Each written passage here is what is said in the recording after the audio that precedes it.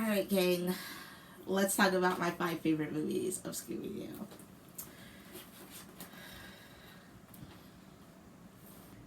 So this is Scooby Doo 3, 13 Days of Scooby Doo. It's a small series that I do to celebrate the fact that Scooby is turning 52 this year. The 13th is the original airing date of the very first episode of Scooby Doo, What a Night for a Night. So, yeah, let's get into it. Today, I'm going to talk about my 5 favorite Scooby Doo films. So, I've been a Scooby Doo fan since existence. My mom was a Scooby Doo fan. It was my first entry into mystery solving, and I'm not sure if I talk about it a lot on this channel, but I am a mystery nerd. Love detectives, love solving, love puzzles. Just all of it makes my heart very happy. So, I wear a magnifying glass as a necklace. That should tell you all you really need to know about how much I love mysteries. So, we're going to focus on Scooby-Doo today, and we're going to talk about 5 of my favorite Scooby-Doo movies. Now, these are not in order, so like the first one's not the 5th favorite or the first favorite. These are just my top 5 favorites. I own almost every Scooby-Doo movie. I have seen every Scooby-Doo movie. I have seen every episode of Scooby-Doo in existence. Yeah, let's get into it. So the first movie I want to talk about is Scooby Doo and the Reluctant Werewolf. If I was going to choose a movie that would be my absolute favorite, it would more than likely be that one.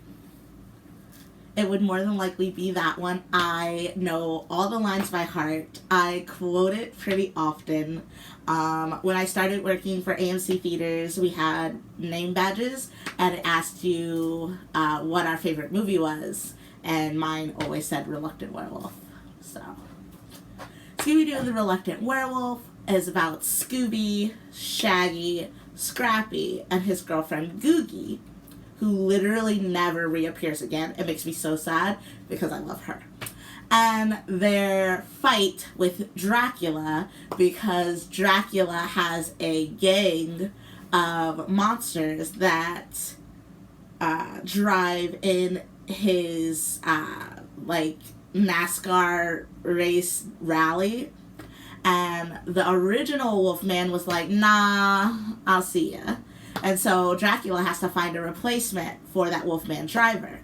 They have this huge book, and in the book it says that Shaggy Rogers is going to be your next Wolfman. You just got to turn him.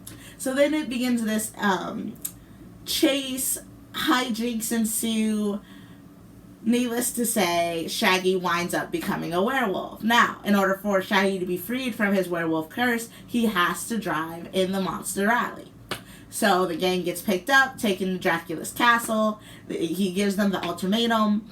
Shaggy decides to drive. Now Dracula can't let him win because otherwise he'll still be without a werewolf. So lots of underhandedness and it's just a fun time. It's super cute. It has been released, so you can get it on DVD. I have 2 copies. It's just one of my favorite Scooby-Doo movies. Yeah, Scooby-Doo and the Reluctant Werewolf, chef's kiss, definitely one of my favorites. Second movie I want to talk about today is Scooby-Doo and the Boo Brothers. This is about Shaggy, Scrappy, and Scooby, and they are on a road trip to find Shaggy's, I think he was like a great uncle. Basically, he passes away, Beauregard, and leaves Shaggy the place. So Shaggy is on his way to see what all the hubbub is about. On his way, he is stopped by, I guess he's like a county sheriff or a deputy, and he tells him to be on the lookout for this escaped ape. When they get to the haunted mansion, they are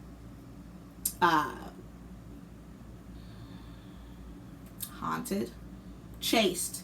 Oh my god, you guys, words today. What is my brain doing? They are chased by the ghost of his uncle, and they wind up running into the house, and they meet his butler, Farquaad. And Farquaad is a little weird. He's a little bit of a hunchback, and he just wants them to go away. His master has died. He just wants the house to himself, and he wants the treasure to himself. So herein lies the real mystery. They're being chased around by the neighbors because they have a bit of a hat.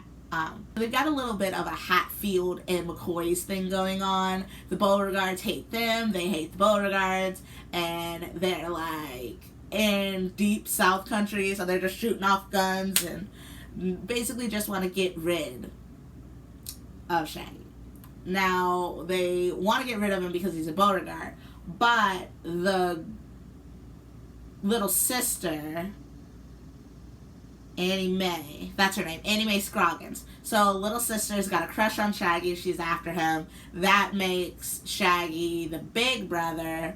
Billy Bob, I think his name, makes the big brother focus on Shaggy in particular. So every time he sees Shaggy, he's shooting off his shotgun. I think it's a shotgun. Don't ask me about guns, y'all. I don't know. I just know that you put a bullet in it and it can kill something. That's the extent of my gun knowledge.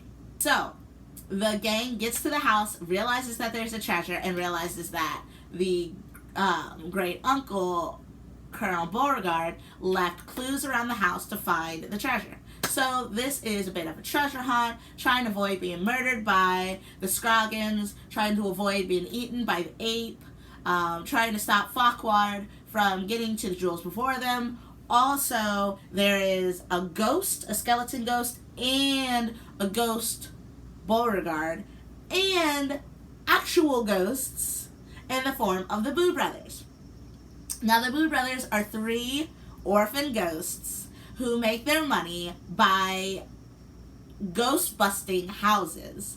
So the boys get in, and they're like, oh my god, this place is haunted. We can't get out until morning because our car's down. What are we going to do? And they hire these 3 ghosts to chase the other ghosts out of the house. Now, of course, it's Scooby Doo. It's a cartoon. It's comedy. These ghosts are not at all capable. No. So there's less hijinks, lots of hilarity. It's definitely one of my favorite Scooby Doo films. That's why it's in this video. I'm rambling. Let's move on to the next movie. Okay. A thumbnail. Okay, so next movie on our list is Scooby Doo Zombie Island. Scooby and the gang, this is the actual full gang, so Velma, Shaggy, Daphne, Fred, Scooby. They, okay, I remember. So they have all gone on to have careers and jobs and do different things other than mystery solving, and Daphne has a career as a, news reporter correspondent, and decides that she wants to do her own show called Ghost to Ghost with Daphne Blake. And Fred is her cameraman, and she mentions how she's sad she never gets to see the gang anymore. So Fred gets the gang together for a surprise for her. Technically a birthday surprise, but everybody says that her birthday's at Christmas, so I'm a little confused, but whatever. And basically the team gets back together to go see if these places are actually haunted for her television show. Of course they aren't, because it's Scooby Doo. But lo and behold, go to, I think they're in Louisiana, and they run into a maid who works at a haunted place on an island, Moonsky Island. So the gang gets together, hops onto the ferry, gets to the island, and discovers, there's some fuck shit going on. There's zombies, there's kidnappers, there's all kinds of stuff afoot.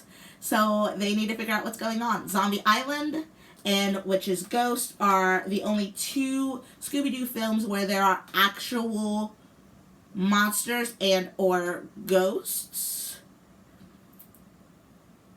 And I think that's one of my favorite parts about these 2 particular movies.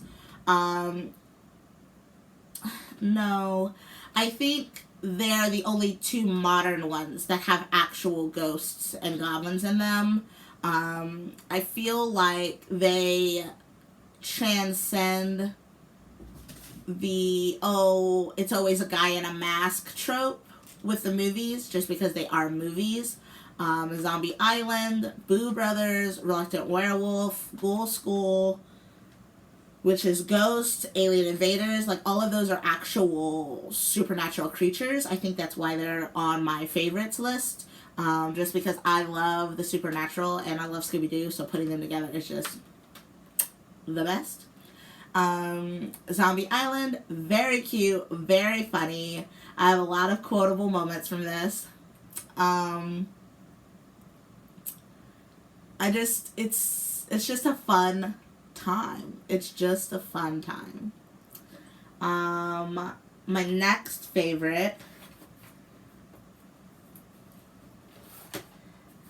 is Scooby Doo and Batman Brave and the Bold. Now this is a new one within the last 2 to 3 years.